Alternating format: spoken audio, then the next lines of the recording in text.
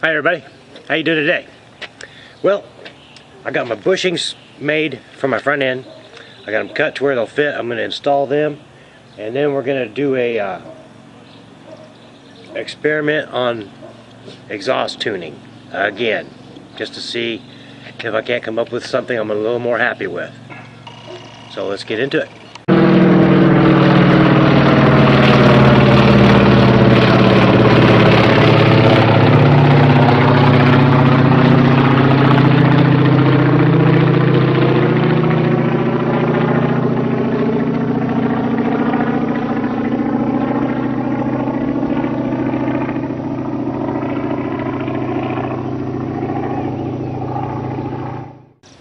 Here's my bushings. Got them cut down to 1/4 inch. I'm going to disassemble it, slip them in, and see if it makes me happy. As for my exhaust, what I'm currently running on there is some 1-inch pipe. It has a 3/4 inch opening in it, and it goes down into a 1.5 inch pipe for the muffler itself. And there's just no volume there for the sound waves to reverberate, if you will, and make that pop, pop, pop type sound that I have been looking for. So what I've done is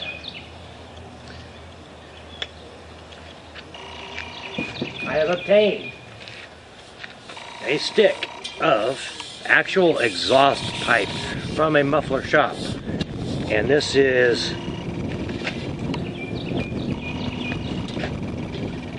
well, it's 1.5 inch diameter, but the inside of it is just shy of that. It's real thin wall. Appears to be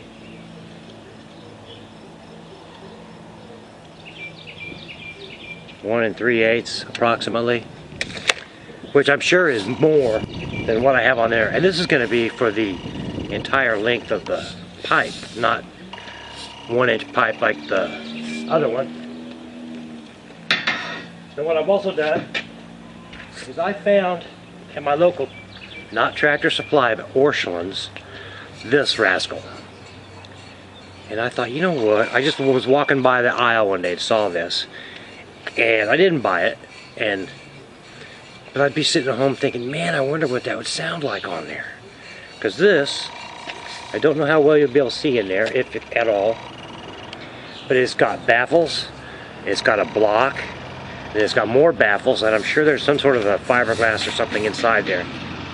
And it says it is for part number FO-4, replaces Ford NAA 52303.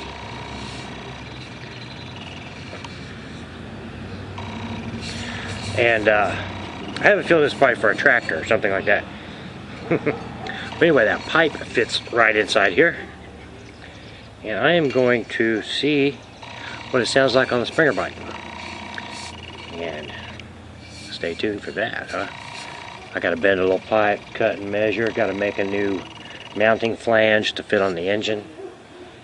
Weld a tip on it so I can weld the other pipe to that. And that's going to take me a little while, but when I get it put together, we'll do a side-by-side comparison and see what the difference is. Okay? Alright, cool. Let's get into that, too. Now, someone suggested that I should not cut these, but yet drill down into the perch to make a recess for this lip. And they said otherwise it won't really be a bushing. But on the other hand, the outside of this diameter is going to fit the hole, which I had the foresight to drill them at 1/2, so I don't have to do that. And they slip right down in there. And the other spring is going to hold them down. So I don't know how you could say that's not going to be a bushing. But at any rate, there it is. I'm going to put a little dab of oil on these so they can actually slide with a little lubrication, and then reassemble it. Wow, guys, look at this.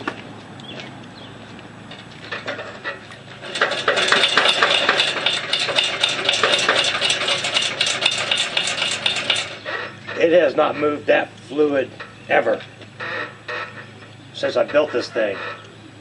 That is awesome.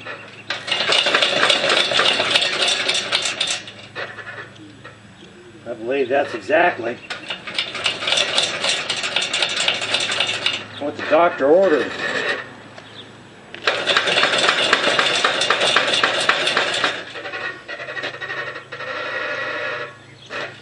Yeah, I think that's going to be nice.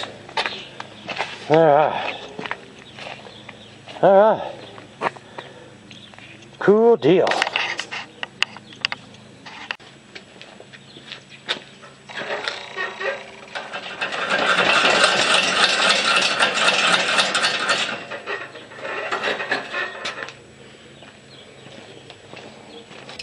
However, I am bouncing it a lot harder than it's probably ever going to bounce on its own. Anyway, we'll give that a try and see if it's not better. Alright, the other day, when I was asking you guys what you thought about the looks of this thing, I got some very interesting feedback, for which I thank each and every one of you that responded. And the majority of them was leaning toward this gap between here. And the reason that gap is there is because, if you remember, I was going to use that Briggs & Stratton engine, and until I found out the shaft wasn't long enough to accept the torque converter, so I switched over to the Harbor Freight unit, which is a lot shorter.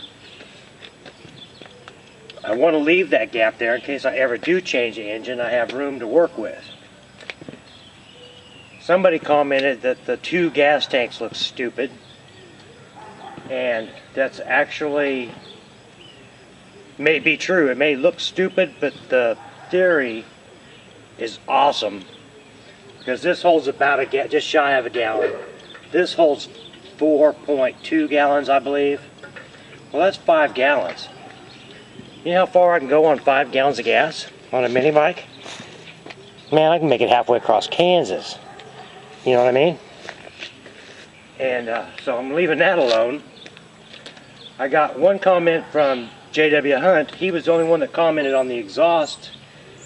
He didn't criticize the tail fin, but he said he did not like the way this was routed. And I agree. It does look goofy. And I'm going to see if we can't streamline that a little bit with the new project. And one guy said he didn't like the risers. Another guy said he did like the risers. The bottom line is, a couple of you guys said,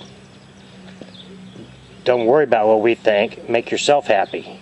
Which was the most awesome thing that any of you could have ever said.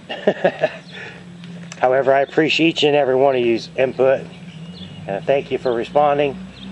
As for now, I haven't decided what I'm going to do except for mess with the exhaust, and that's just because I'm looking for a different tone. Actually, I'm going to lose the look of the fishtail, but hopefully gain some better notes. So, without further ado, we're going to get into that. I'm going to take that set off, start making my flange, and messing with some pipe and stuff. Alright.